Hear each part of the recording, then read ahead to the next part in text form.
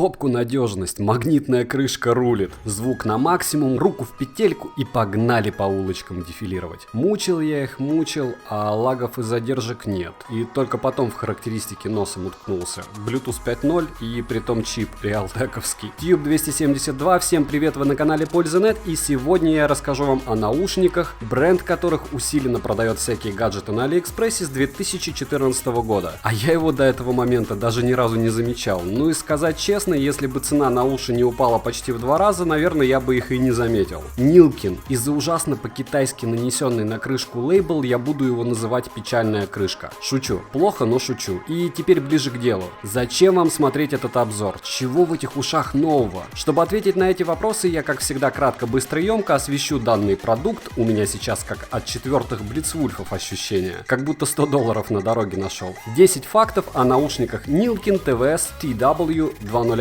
Первое. Упаковка. Мой первый промах. Так ужасно, я уже давно ничего не распаковывал. До последнего момента я не понял, как вынуть наушники из коробки, поэтому ее порвал, а она была хороша, качественная и интересная. Сразу видно, бренд очень хочет занять свое место под солнцем ТВС наушников. Второе. Цена $29 США. Конечно же, с доставкой. Ни много ни мало, но я бы на их месте сделал бы ее еще ниже, чтобы лучше распиариться. Хотя хвалебных отзывов на Алиэкспрессе для такого ноунейма и довольно много, и они даже похожи на правду, но мы ведь знаем, как эту правду делают иногда продавцы сами себе. Третье. Бокс с магнитной крышкой. Если ронять его на землю, крышка не отлетает. Сказать, что она плохо держится, язык не повернется, даже ненароком потерять не получится. При падении на бетон с полуметра бокс не разлетается. При падении на бетон с метра готовьтесь искать наушники и крышку. Открыть одной рукой крышку довольно сложно, но можно. Выглядит кустарно, надпись Nilkin ее ужасно портит. Зарядка опять через micro-USB и 750 махов внутри бокса, что даже для такого малыша довольно внушительно. Заряжается бокс целых 4 часа. Размеры бокса 28 мм в высоту, 47 в длину и 48 мм в ширину. Четвертое. Инструкция на русском языке. Я когда увидел, просто оторопел. На русском и понятно. 3 позорных ярких диода на корпусе, по одному диоду на самих наушниках. Что они сигнализируют, при желании можете поставить на паузу видео и почитать сами. У диодов на самих ушах вообще 10 вариантов моргания вперемешку с изменением цвета. Если купите, будет чем заниматься на досуге. Запомнить все не особо просто. Ссылка на покупку, кстати, как всегда, в описании к видео. И кто не подписан, подписываемся с колокольчиком, лайком и любым комментом. У нас мата нет, и раз в 2 недели разыгрывается Mi Band 3 и Honor Band 4 Run Edition. Рандомно, все условия в описании к видео.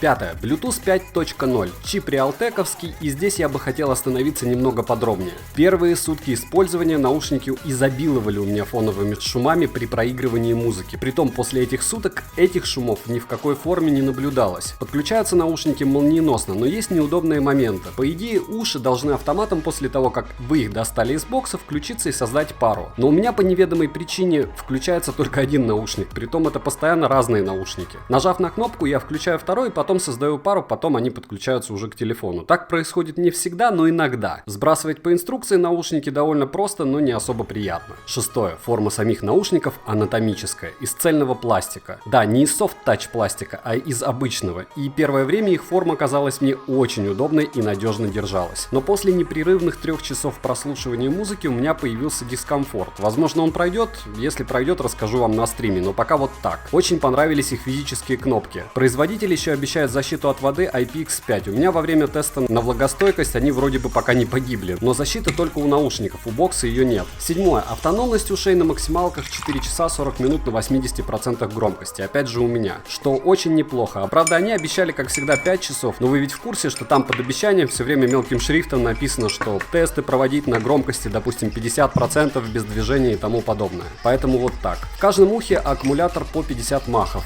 и 6 раз в боксе их перезарядить, даже учитывая потери при заряде, более чем реально. В итоге вместе с ушами получаем около 28 часов суммарной автономности. Восьмое. aptX нет. AAC и SBC кодеки. Вес каждого наушника 5 грамм, 3 комплекта амбушюр и довольно странное отсутствие порожка на самих наушниках для их крепления. С другой стороны, амбушюры не соскальзывают, ну и ладно. Тест микрофона стандартно записывать не буду, потому что в помещениях они отрабатывают неплохо, на улице довольно плохо, тем более если какое-нибудь людное пространство, там совсем ужасно. Все стандартно, хотя не на худшем уровне, а скажем так, это такой неплохой среднячок. Хуже Funkel, но значительно лучше тех же QCY. Девятое. 2 цвета на выбор, черный и красный, наподобие морковного. Учитывая гендерные различия, понятно, что что и под кого. Да, и наушники в ушах утопают довольно хорошо и выглядят более чем прилично. Громкость звука можно менять с самих наушников, притом по комментариям у некоторых людей после настройки громкости с самих наушников наушники стали звучать значительно громче. То есть, проще говоря, у них на телефоне был максимум, они думали, что наушники играют тихо, взяли инструкцию, сделали наушники на максимум и очень сильно удивились, как громко они могут кричать. Также можно вызвать голосового помощника и листать треки. Еще раз повторяю, что в инструкции все более чем понятно описано, как что делать через эти кнопки. 10. Звук. 8-мм настраиваемый динамический драйвер — это хорошо. В данном случае даже очень низкие басы в наличии ощущаются